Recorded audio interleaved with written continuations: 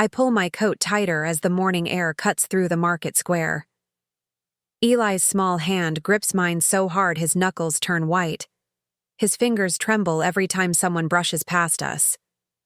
"It's okay," I whisper, but my voice barely carries over the noise. Eli doesn't answer. He hasn't spoken since that night 3 years ago, the night Darius destroyed everything we loved. I adjust the delivery bag on my shoulder and guide Eli toward the baker's stall. Mrs. Chen waves when she sees us coming. "Morning, Ayla," she calls. "Got the order ready for the North District." "Thank you." I take the wrapped loaves and count the coins she presses into my palm. "We'll have these delivered before noon." Eli stays pressed against my side as we weave through the vendors. His breathing quickens when a tall man steps into our path. Something about the stranger feels wrong. Too wild, too dangerous. My stomach tightened. I pull Eli closer and change direction toward the fountain. "This way," I whisper to him. The unsettling feeling fades as we move deeper into the crowd, but unease stays locked in my chest. We spend the next 2 hours making deliveries. Eli never lets go of my hand. When we finally reach our small house on the village edge, my legs ache from walking. I fish the key from my pocket and freeze. A notice hangs from our door. Official paper with the royal seal pressed into red wax. Eli sees it too. His grip on my hand tightened. I tear the paper free and read the words twice before they make sense. By order of His Majesty, King Kael Thorne, the following woman has been selected to participate in the royal choosing ceremony. Participation is mandatory. Report to the central square at dawn tomorrow. Name: Ayla Rowan. Ayla felt panic. The paper shakes in my hands. "I didn't enter," I whisper. Eli presses his face into my coat. I can feel him trembling. That night, I pace our small kitchen while Eli sits at the table watching me. His eyes are wide and frightened. "I'll talk to them," I tell him. "There's been a mistake." But when dawn comes, the officials won't listen. "Participation is mandatory once selected," the guard says. His voice was flat. "But I never entered the ceremony," I argue. "I don't understand how my name—" "Doesn't matter." He steps closer and I move in front of Eli. "King's orders. You're coming with us." Eli clings to my leg as guards escort us to a waiting caravan. Dozens of other women are already inside, their faces bright with excitement and ambition. I find a corner seat and pull Eli onto my lap. He buries his face in my shoulder. The other women chat excitedly about catching the king's attention. They share beauty tips and strategies. Their voices echo off the caravan walls. "Don't leave me," Eli whispers against my ear. The words break my heart. "Never," I promise. "I'll never leave you." The caravan jolts forward. Through the small window, I watch palace walls grow larger as we approach the capital. Inside the arena, thousands of women prepare to impress the king. I sit in the highest row with Eli beside me. Maybe if we're far enough away, the king won't notice us. "Stay close," I whisper to Eli. His breathing turns fast and shallow. The crowd is too loud, too overwhelming for him. I crouch to his level. "Look at me," I say softly. "Just keep looking at me." A tremor passes through the crowd. Excited chatter dies to nervous whispers. The king has arrived. The air grows heavy and oppressive. Ayla felt fear before I see him. Power radiates from him in waves that make my chest tight. When King Kael Thorne enters the arena, silence falls hard. He's tall and broad-shouldered, moving with predatory grace. His dark hair catches sunlight, and his face could have been carved from stone.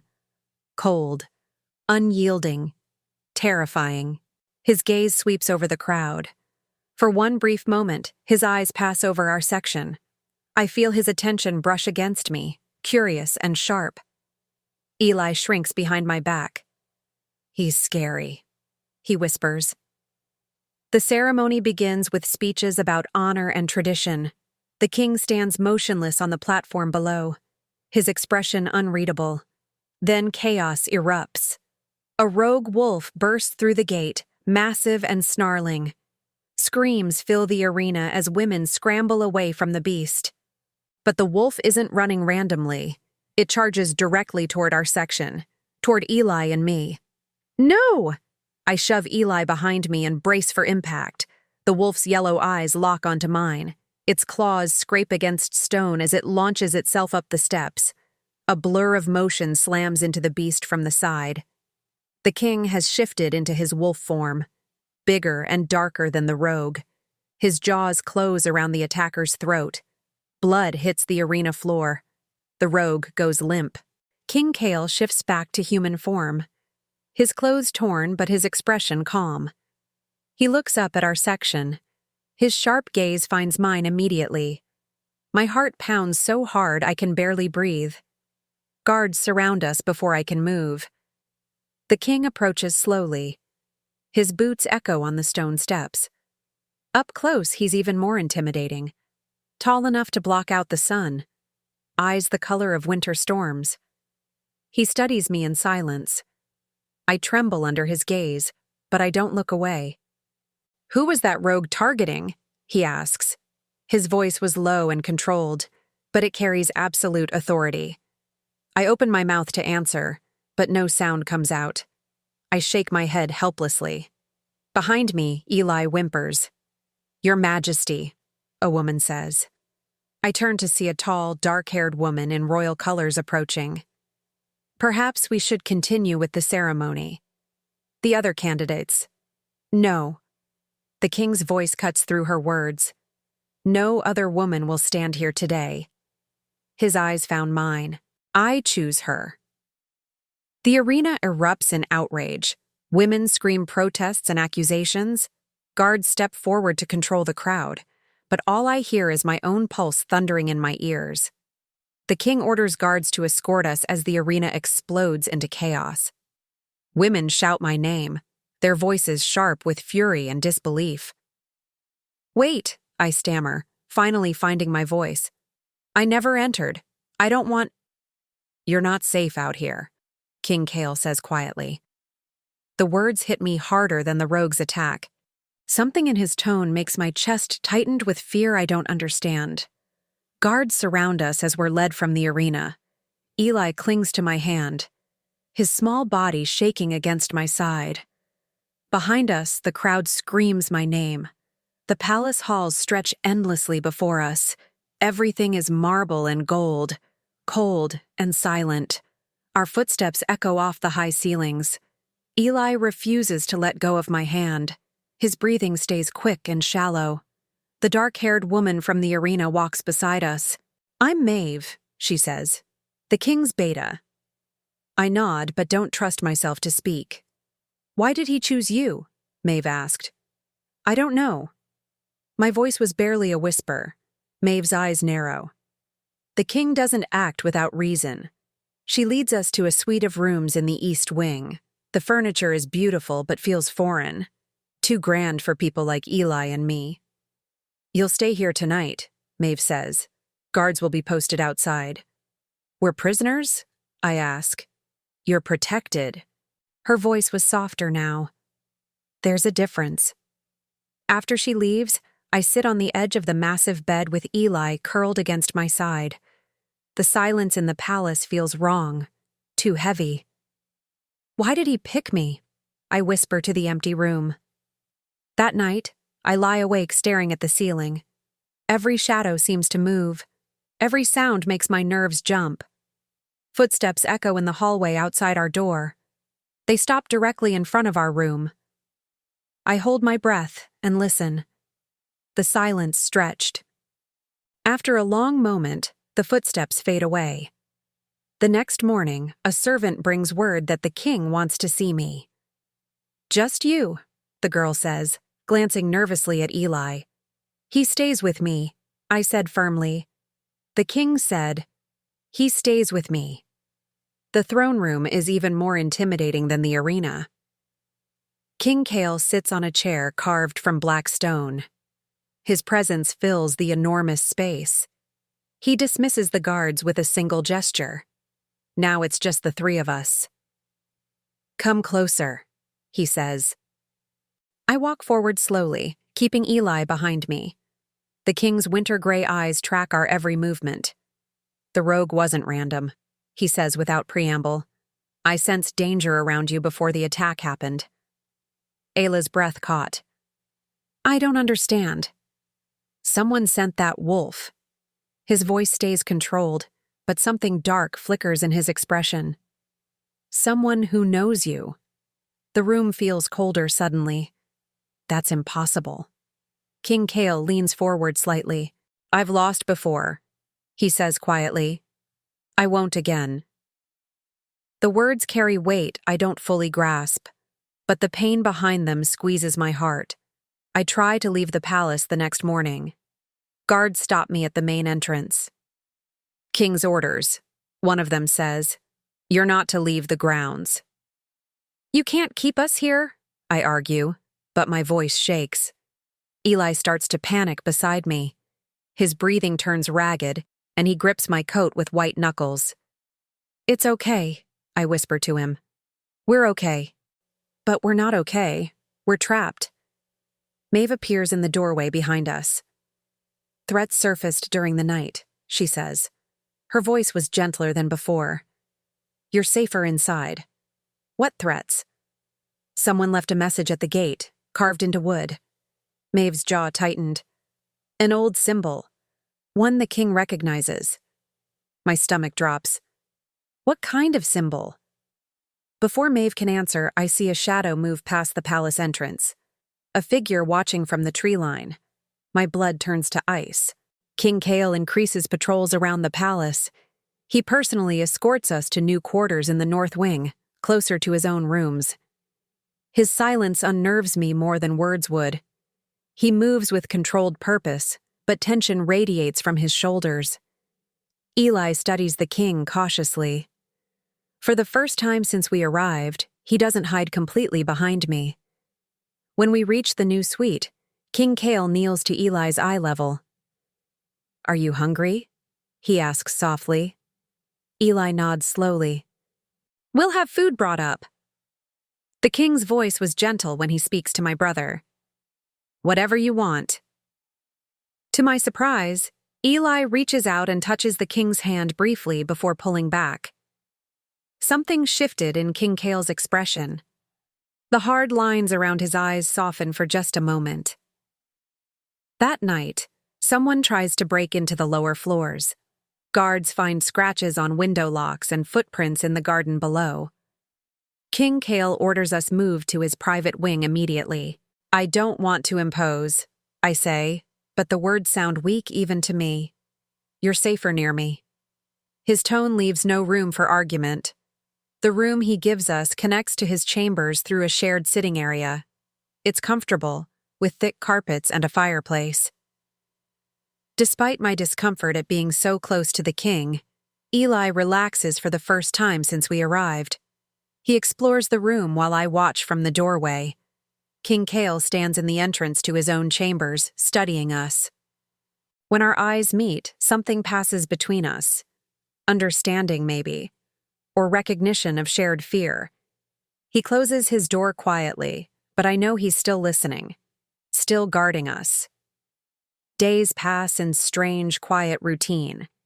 King Kael watches over us without intruding. He never enters our room uninvited, but he's always near. We eat meals together in his private dining room. The king speaks little, but his presence feels less threatening now, more protective than imprisoning. Eli begins drawing pictures during these meals, simple sketches of wolves and trees and flowers. He slides them across the table to the king without making eye contact. King Kael keeps every single drawing. He studies each one carefully before placing it in a neat stack beside his plate. Thank you, he tells Eli quietly. Eli's cheeks flush pink, but he smiles.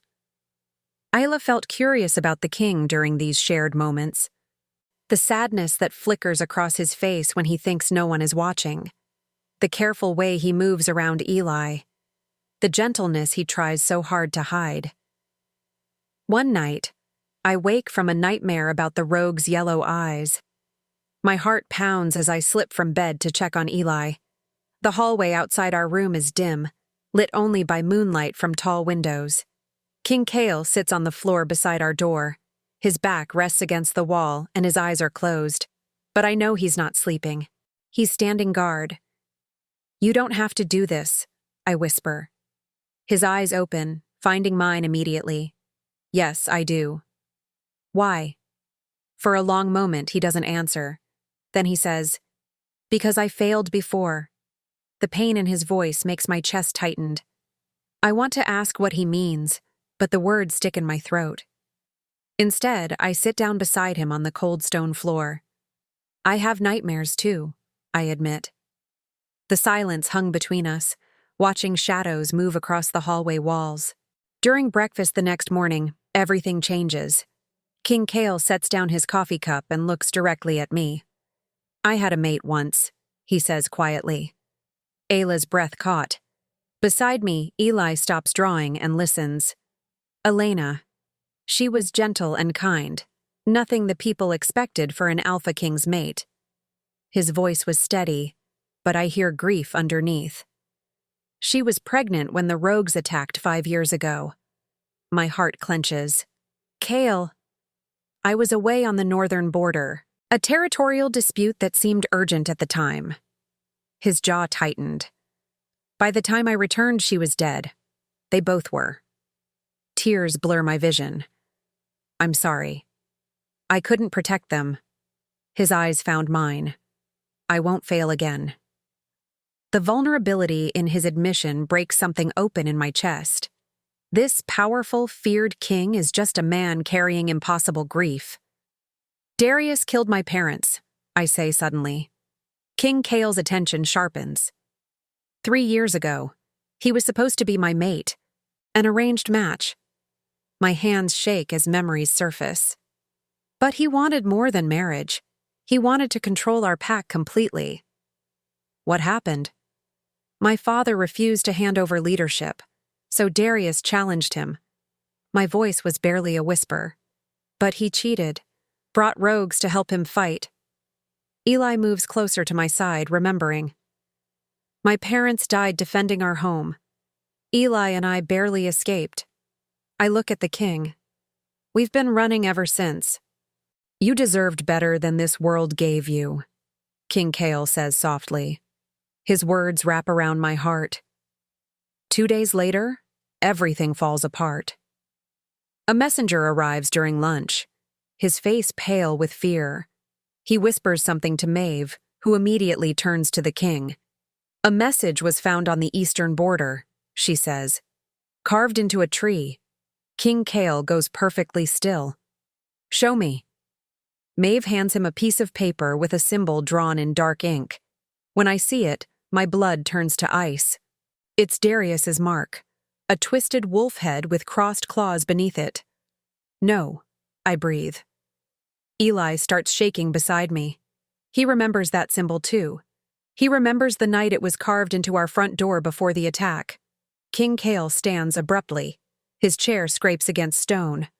"Full lockdown, now." "Kael," I start. He turns to me, and for the first time I see real fear in his eyes.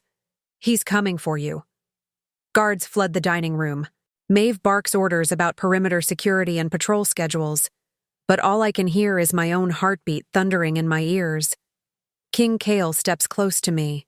His voice drops to a fierce whisper. "He won't reach you again, I promise." Outside the palace walls, a howl echoes across the forest. Darius has found us. An attack on the outer perimeter forces King Kael to move us deeper into the fortress. Alarms echo through stone corridors as guards rush to defensive positions. "Stay close," Kael orders. His hand on my back as we hurry through the halls. Eli clings to my side, his breathing quick and panicked. Sounds of battle drift through thick walls, snarls and shouts and clash of weapons. We reach the inner sanctuary, a windowless chamber lined with ancient stone. Kael positions guards at every entrance before turning to us. "You're safe here," he says. but tension radiates from his shoulders. "What about you?" I ask. I need to coordinate the defense. He kneels beside Eli, who watches him with wide, frightened eyes. "I'll be back soon." Something passes between them. Understanding, maybe. Trust. Eli reaches out and squeezes Kael's fingers briefly. "Be careful," I whisper. Kael's eyes found mine. Always. Hours pass in uneasy quiet. Sounds of fighting fade, but the silence feels wrong. Too heavy. Eli draws pictures on scraps of paper. Wolves and castles and stick figures holding hands. His way of processing fear. When Kael returns, exhaustion weighs down his movements. He settles beside us on the stone bench, close enough that I feel presence from his body. "The attack was a distraction," he says quietly. "Darius wanted to test our defenses." My stomach tightened. What did he learn? Too much. Kael runs a hand through his dark hair. He knows the palace layout now, our weak points. So what happens next? We prepare for the real assault. His voice was hard. It's coming soon. During the long evening that follows, something shifts between us. Constant danger strips away pretense and leaves only raw honesty. Kael tells me about Elena, how she laughed at his serious expressions, how she painted flowers on palace walls despite royal protocol. I share memories of our parents, the way they danced in the kitchen while Eli and I watched. "You would have liked Elena?" Kael says. "She saw beauty everywhere." "She sounds wonderful." "You remind me of her sometimes." His admission comes quietly. "The way you protect Eli. The strength you try to hide." Ayla's breath caught. "I'm not strong." "You survived Darius. You kept your brother safe for 3 years." Kael's hand brushes mine accidentally. Neither of us pulls away. "You're stronger than you know." The touch sends electricity up my arm. For the first time in years, Ayla felt safe. A messenger interrupts our fragile peace, his face pale as he approaches Kael. "Your Majesty, we found this nailed to the gate." He hands over a piece of parchment. Kael reads it, and his expression turns to ice. "What does it say?" I ask. Kael's jaw tightened. "Darius wants you and Eli returned to him by dawn.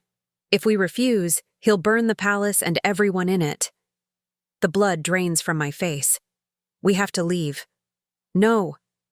Kael crumples the message in his fist. "You're not going anywhere. But if we stay, he dies."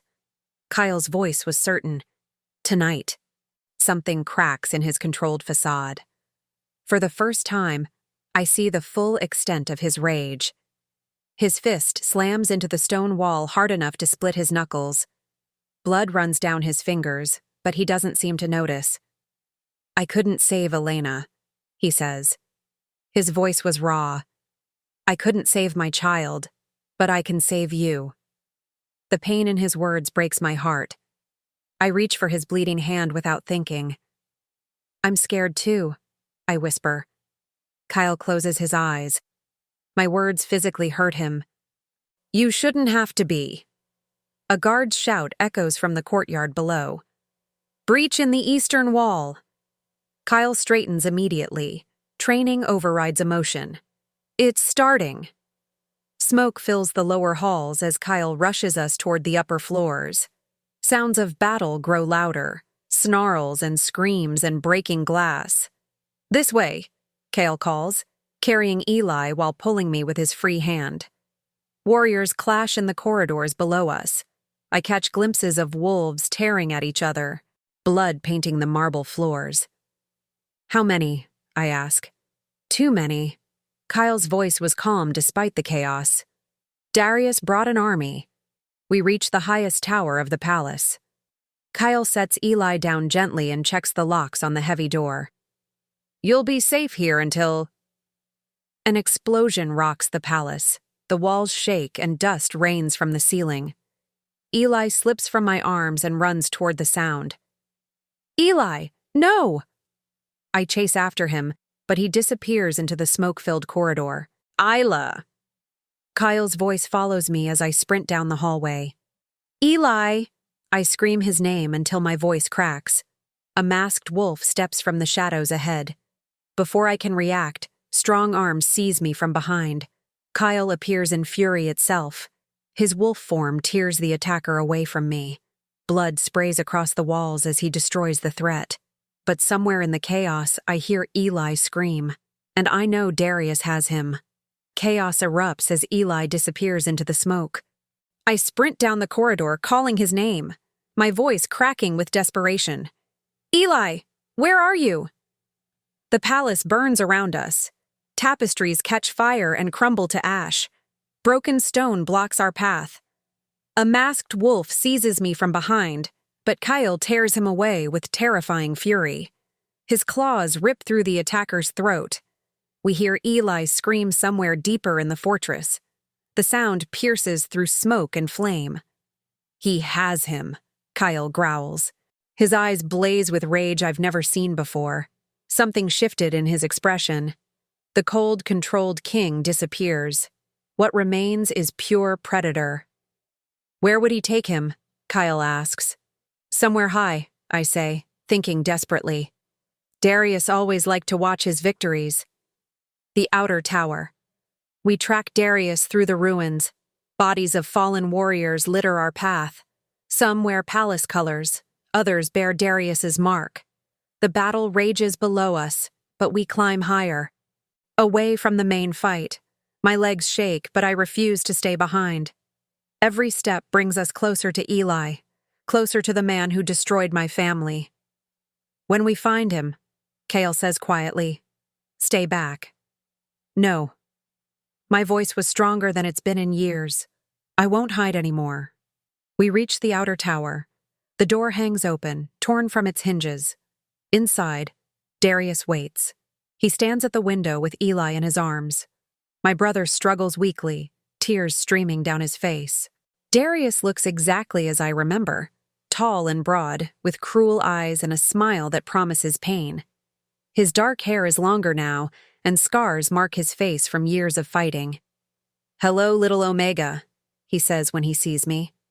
My stomach tightened with old fear, but I force myself to step forward. Let him go, I say. Darius laughs. Still so quiet, still so weak. He holds Eli over the tower's edge. Below us, the courtyard stretches hundreds of feet down. One wrong move, Darius says to Kael, and the boy falls. Kael approaches with icy calm. His movements controlled and predatory. Every step calculated. What do you want? Kael asks. What's mine? Darius's eyes found mine. She was promised to me. Her pack, her submission, everything. That's over, Kael says. Is it? Darius grins. Look at her, still trembling, still afraid. He's right. My hands shake, and my knees feel weak. But something burns in my chest now. Something stronger than fear. I've waited 3 years for this moment, Darius continues. 3 years of hunting, 3 years of planning. You killed innocent people, I say. I took what was mine. His voice was cold. Your father was a fool to refuse me. Rage builds inside me, hot and fierce and unstoppable. They were good people, I whisper. They were obstacles. Darius shifts his grip on Eli, who whimpers in terror. Just like your new king will be. Put the child down, Kael orders. Make me. The silence stretched between them, 2 alphas measuring each other, preparing for war. She belongs to me, Darius hisses. That's when I break. No! I step forward, my voice rising for the first time in years. I belong to myself! The sound startles Darius. His grip on Eli loosens slightly. Let him go! I shout, louder than I've spoken since childhood. He's just a boy. Darius turns toward me, surprised by the strength in my voice. It's the distraction Kael needs. The king lunges forward in a blur of motion. His hands close around Darius's throat before the other man can react. Eli tumbles safely to the floor and scrambles toward me. I catch him in my arms as Kael and Darius crash into the stone wall. The fight is swift and brutal. Kael's rage burns cold and controlled. Darius fights wildly, desperately, but he's outmatched. In seconds, it's over. Kael's claws tear through Darius's throat. Blood sprays across the tower walls. The man who destroyed my family falls still. Years of terror end in one decisive moment. I collapse beside Eli as Kael falls to his knees. Exhaustion and wounds finally catch up with him. Eli sobs into my chest, and I hold him close. Safe. Finally, safe. Kael's gaze softens as he reaches for us with bloodied hands. "You're my home," he whispers.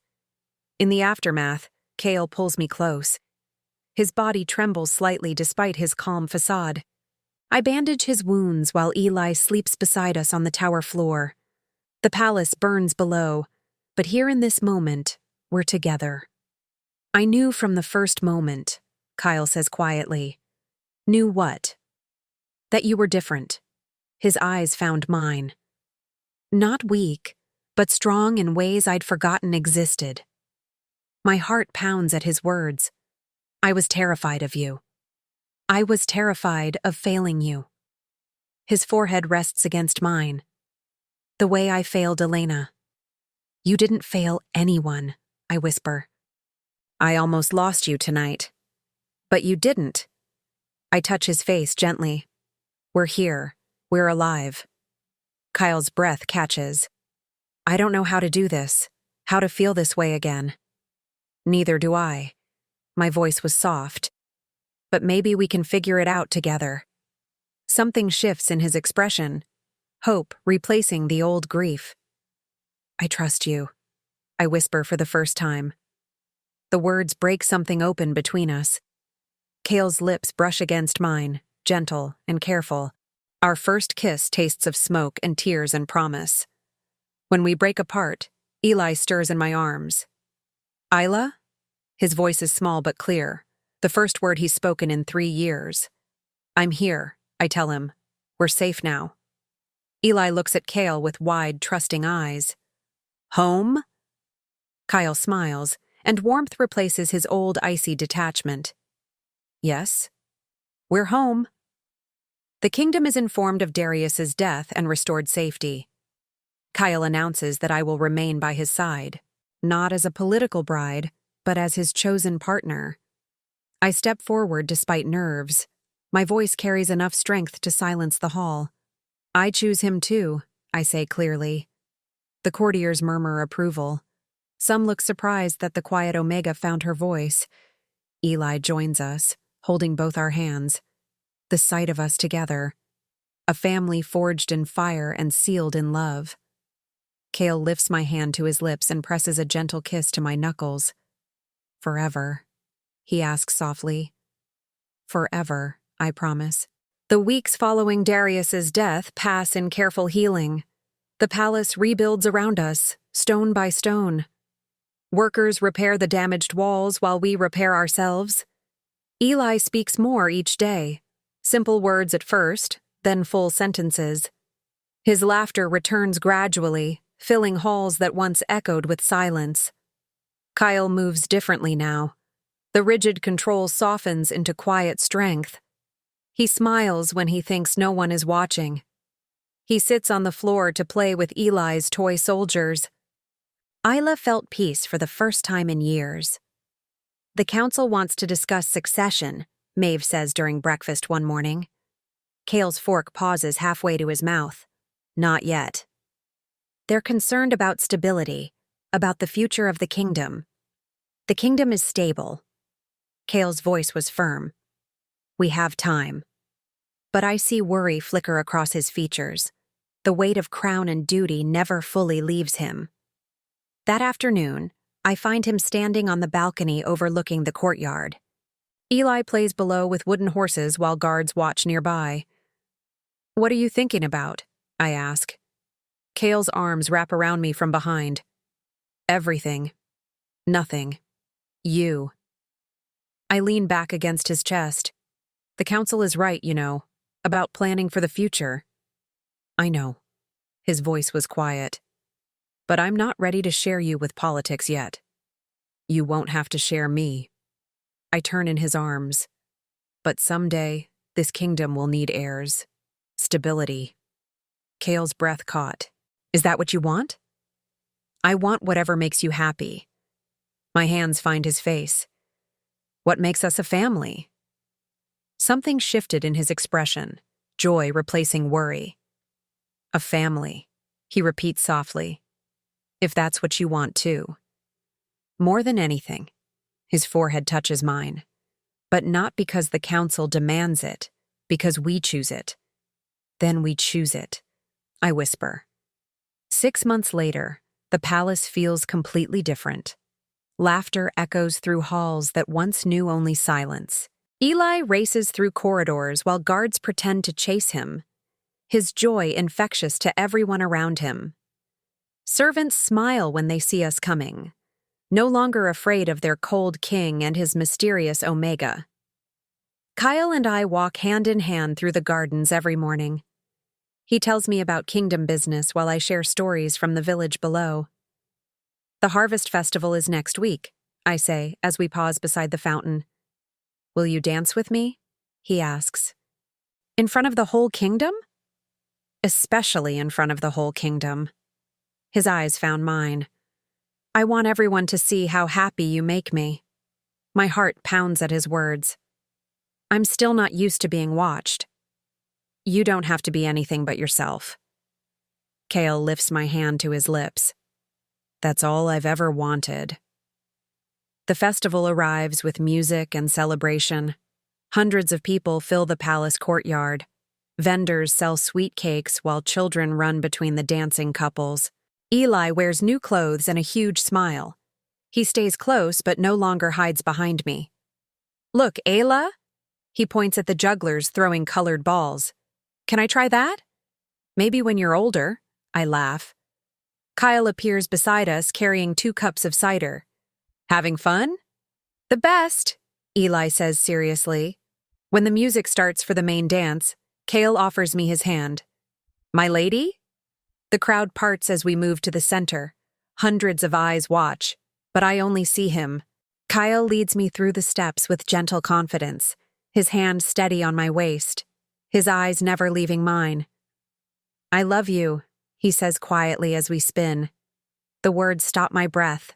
We've never said them before, but they hang between us now. Perfect and true.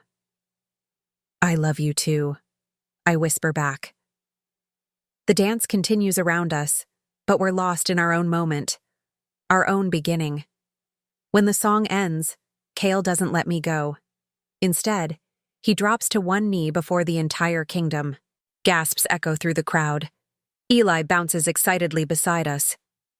Ayla Rowan, Kael says, his voice carrying across the courtyard.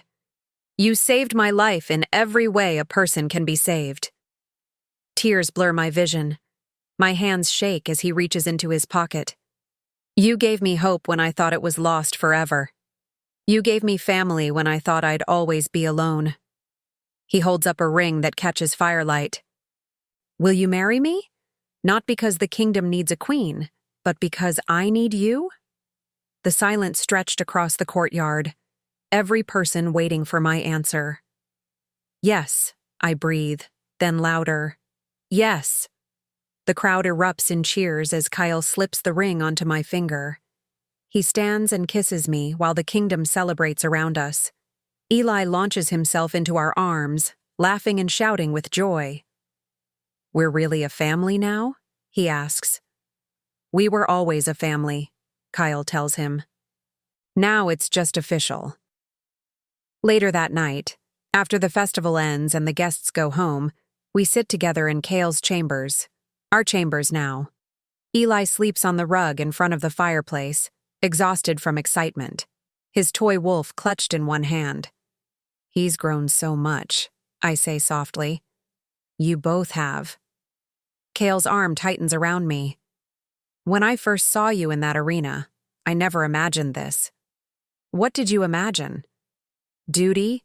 Protection? Maybe friendship if we were lucky. His voice was thoughtful. I didn't know I could feel this way again. And now? Now I can't imagine feeling any other way. He presses a kiss to my temple. You're my heart, Ayla. Both of you. Eli stirs in his sleep, mumbling something about horses and cake. We should put him in his own bed, I whisper. In a minute. Kael's voice was content. Let's just stay here a little longer. I curl closer to his side, watching firelight dance across the walls. The room feels warm and safe and perfect. I used to think happiness was something that happened to other people, I admit. What changed your mind? You. I look up at him. This. Everything. Kael smiles, and I see no trace of the cold king I first met. Only warmth and love and promise. We're safe now, I say, testing the words. We're safe, he agrees. We're loved. We're home. Outside the windows, snow begins to fall. The first of winter coating the kingdom in clean white. Inside, we're warm and together and complete. Eli opens his eyes sleepily. Can we have hot chocolate? He asks. Of course, Kael says, already standing. With extra sugar? Whatever you want. As Kael heads to the kitchen, Eli climbs into my lap. He's getting bigger, but he still fits perfectly in my arms. Are you happy, Ayla? He asks seriously. The happiest I've ever been, I tell him honestly. Good. He snuggles against me. Me too. Kael returns with 3 steaming cups and settles beside us again. We drink chocolate and watch snow fall and talk about tomorrow's plans. Simple moments, ordinary happiness, everything we never thought we'd have. I love our family, Eli announces, chocolate mustache on his upper lip. So do I, Kael says, ruffling his hair. I look around at these 2 people who mean everything to me. My brother, safe and smiling. My soon-to-be husband, relaxed and content. We're finally home, I whisper. Kael's eyes found mine. He smiles. We were finally home.